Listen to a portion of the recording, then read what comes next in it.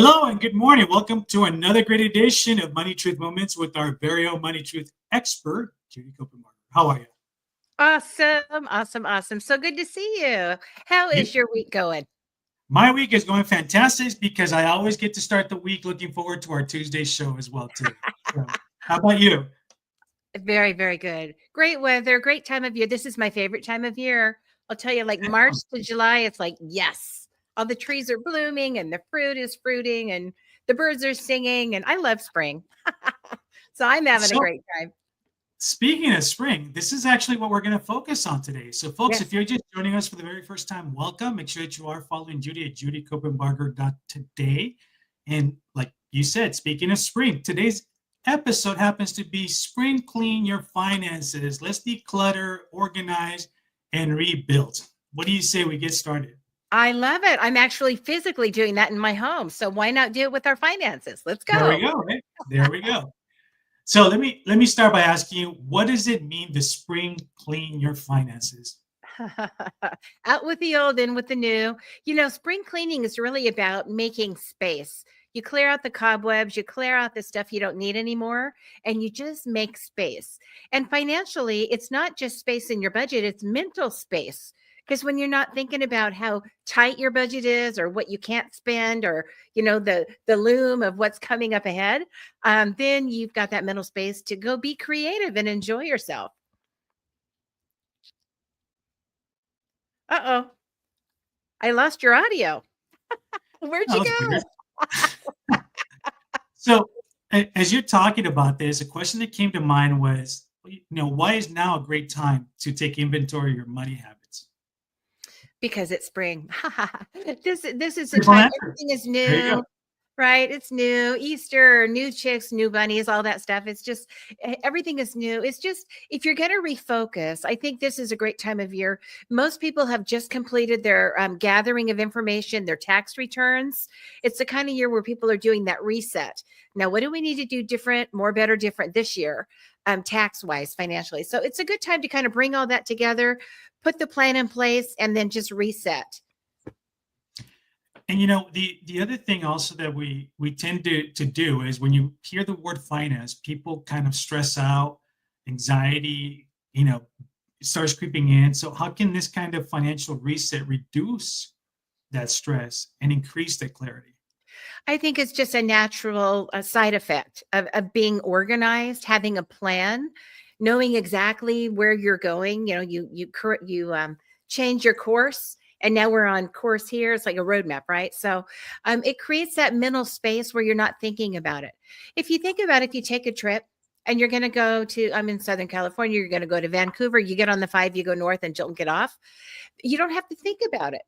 No matter what happens, I'm going to get on the 5 and go north. If I get off to get gas, if I get off to get something to eat, if I stop overnight, I'm going to get right back on the 5. I don't have to think about what's the big plan. It's already set in motion.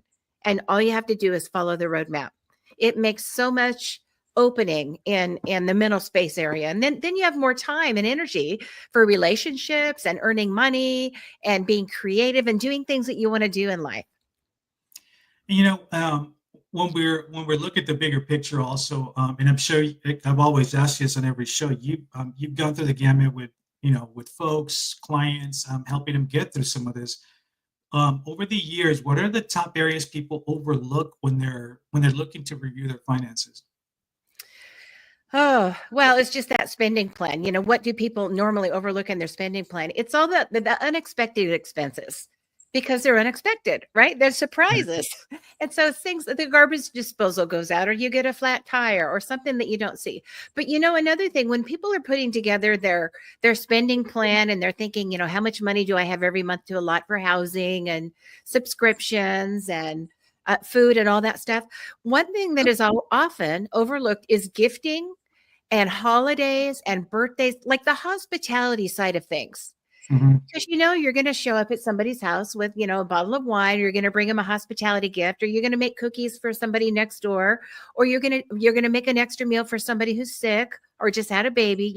There are all these things that we do just in life that take money. We're going to make cupcakes for the classroom, right? So all these things that we do, it's extra money, but we don't really plan for it. And then you got the holidays, the Christmas gift, Easter gifts, anniversary things, birthdays. That's usually not part of people's spending plan. If they're not thinking ahead, it's like, well, sure, it's going to happen. And I buy birthday gifts for how many people? 5 people, 20 people, 100 people. I don't know. If you are raising a family and they also are doing gifts, that could be a lot of gifts over the year. And if every gift is $5, $50, $100, what is it? You add all that up. If you take all that number by over a year and divide it by 12, that might be a significant line item every month, right? If you averaged it out. And people don't think about those things because they're not a normal monthly expense. Every month on the second Tuesday, I pay this much money. Yeah, and you might have clusters like in our family all around the holidays.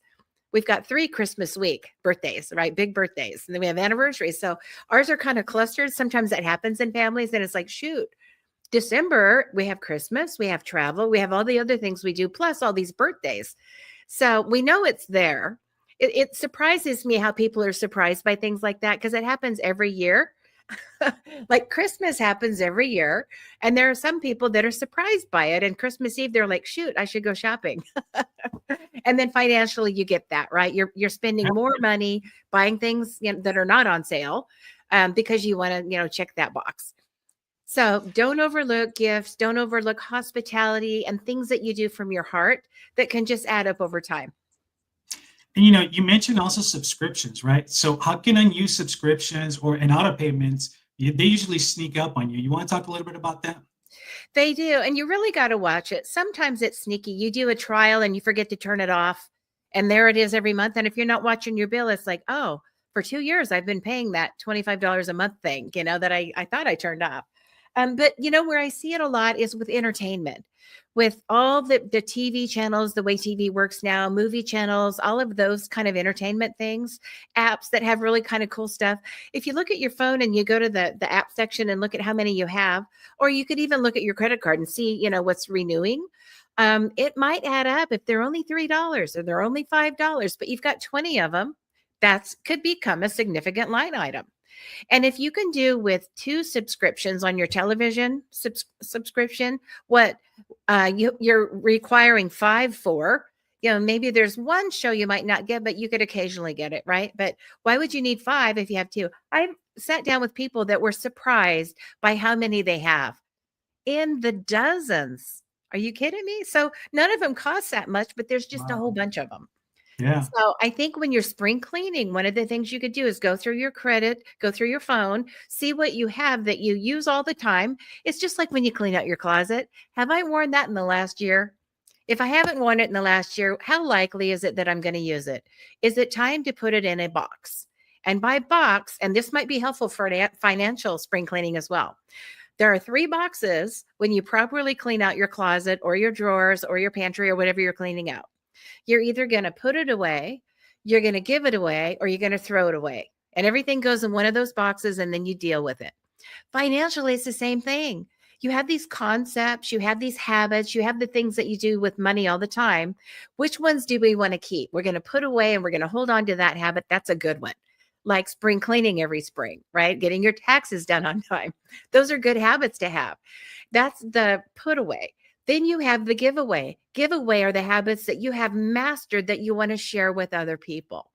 Work with your kids. Talk to them about money. Talk to them about things like this, expenses, and organizing your money and having everything in order and a place for it, right? Financially, that just takes so much stress off. And then throw away. What are the things that we're doing that we need to stop doing? When I sit with clients, sometimes it's more important what they don't do than what they do. We keep doing the things that work, but there are some things, well, should I do this? Should I invest in this? Should I buy this? Should I do, it's like, it's more important to have advice that says, no, that's not going to serve you well. Great idea. And the sales guy's really nice, but you don't need that. It doesn't help you get where you're going to go, which is north on the 5 to Vancouver, right? On your financial roadmap. So that's the way you do it. Spring cleaning, financially, or any other area of life. We're going to put it away. We're going to give it away, and we're going to throw it away. Put it in a box, deal with it. So let me add actually add a question to that is, as you're going through this process, how often should someone reassess their financial goals and plans usually, in your opinion?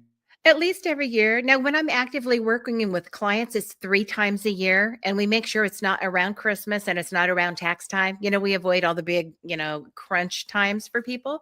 And sometimes it's in for their industry. There are some industries that are very intense in certain seasons. You can imagine a CPA, don't talk to him between January and April, right? And so there are some people that have seasonal work. Maybe it's summer, they run a fishing outfit, up on a lake. In summer, don't talk to them, right? So there are people that have seasonal things. And we make sure that we have meetings around that. So 3 times would be very, very hands-on and might be more than some people need unless they're in transition. But at least once a year. And it's just like every year you do your medical stuff, whether it's January or whether it's March or July or whatever, you kind of have a time of year where you just do all that. Otherwise, it's like, shoot, it's been 2 years. I haven't had my teeth cleaned, right? So you do everything about the same time. Financially, it's a good habit, spring cleaning, maybe right after you get your taxes done, you have all that stuff out still. And when you put it away, you go through it and you review your budget and you review your insurance plan and you review your estate plan. It's like, is there anything I need to fine tune before the end of the year? And that's a great, great habit to have. And I know one of the things that our folks appreciate watching the show is how you break things down very simple, right? So let's talk about what would be a simple checklist for spring cleaning finances. Well, I think if you just, I can't be more simple than, put it away, give it away or throw it away. But I think if you hit those things that I just mentioned, if you hit the spending plan, where does the allocation of money that leaves the household go? Right? What does that look like? Is there an exercise I can do to reduce subscriptions or unnecessary expenses or cut down a little bit on food or entertainment or one of the other discretionary expenses? If you're a shopper, can I kind of cap myself a little bit? Maybe some of that shopping money can go toward long-term savings or retirement or something, or the kids' college. Looking at the budget, I think would be probably one of the big ones every spring. The second one is there anything I can do to keep more of what I earn? Are there tax plays I can make? Can I put money in a retirement plan? Should I talk to a CPA about my business expenses? Maybe there's more business expenses I could take. My home office, I've never written off. Maybe I should, right? So maybe the tax play would be another one on your short list to consider. I think the protective things I mentioned, estate planning. Is my will in order? Do I even have one? Do I have a trust or do I need one? If I have a trust, is my home actually titled that way? So the protection is helping me. Maybe reviewing those kind of things. And then the other protection things, the first line of defense for most people is insurances. If your car crashes, you get a new one. If your house burns down, they fix it for you. All the insurances, life insurance, health insurance, all of the benefits you might have at work, reviewing those. All the things that protect the wealth that you're accumulating. I think that should be one of those short items, short line items every year to review. So if you did just those things, you would be well on your way to uncovering things that you could do more, better, and different every year. And remember, you only need to do 1% better. If every day you do one thing, 1% better than the day before, it doesn't take much. Put an umbrella in your trunk. If it rains, you're ready, right? That's 1%. But if you did one little thing every day, imagine in a year, you are almost 400% better than you were a year ago, right? So every Yeah. area of life, but financially, it's like one little thing that I can do. Maybe when I shop, don't be hungry at the grocery store, right? That's 1%. Just don't do that. Make a list. If you're not a list maker, make a list before you go. If that's an area that you're really trying to cut down and watch what you're spending, look at these subscriptions, look at things that are unnecessarily paid. If you've had the same insurance policy on your car for 10 years, it's changed a lot. The industry has changed a lot. Maybe shop for another one. You might be able to save, a couple of bucks, maybe hundreds of dollars just by going to a different company. It's like, well, I never thought about that. I've had the same agent for 30 years. He took care of my parents, takes care of me. Why would I do that? Well, if it's a financial decision and you're really being optimal about spending less and earning more and growing your wealth, it might be something to consider. Or at least go back to the person who served you well for so many years and say, is there something better I could do? Can I raise a deductible, for example, on my collision? Because I probably won't make a claim if it's just a little, $500 fender bender. Can I raise the deductible and save several $100s a year? Probably. So little things like that can really help. It's all these little things that add up to make a really, really big difference at the other end. I know we're getting close to the end of the show, but as we're talking about the spring cleaning, what's one task today listeners can tackle this or even this week, right, to clean up their finances? What would you say to them? I'd say make the short list of things I just mentioned. What is your short list? Do I need to pay less tax? Do I need to earn more money? Do I need to look at the benefits that I could either create in my business or take advantage of with my employer? What's my short list of things to do? And a short list can be 2 or 3 things, but they might make a really big difference and change the whole trajectory of how you're growing financial wealth for your family. Awesome. And folks, we are at the tail end of the show, and you know what that means.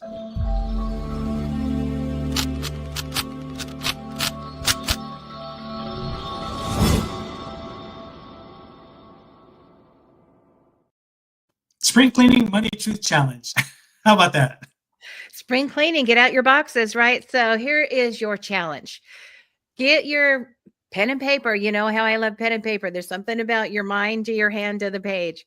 3 things. What am I going to put away? What am I going to keep because I use it and it serves me well? What habit financially will I keep? Write down 2 or 3. You might have several. The second one, what am I going to give away? And I don't mean give away and, take the box down to the charity line, the car line Saturday morning where you go get your deduction. I mean, what can I really instill in other people around me? What ideas can I share? Maybe you do real estate and you've got other people that are considering that. Give them your good, bad, and ugly. Here are my experiences that can help you. Give away advice that you have of things that you've done smart, maybe things that you didn't do smart too, but help other people with the concepts that you have that serve you well. And then finally, throw away. What can you let go of? At least write 1 or 2 things down that you're doing that you could probably do better or stop doing. That's your challenge.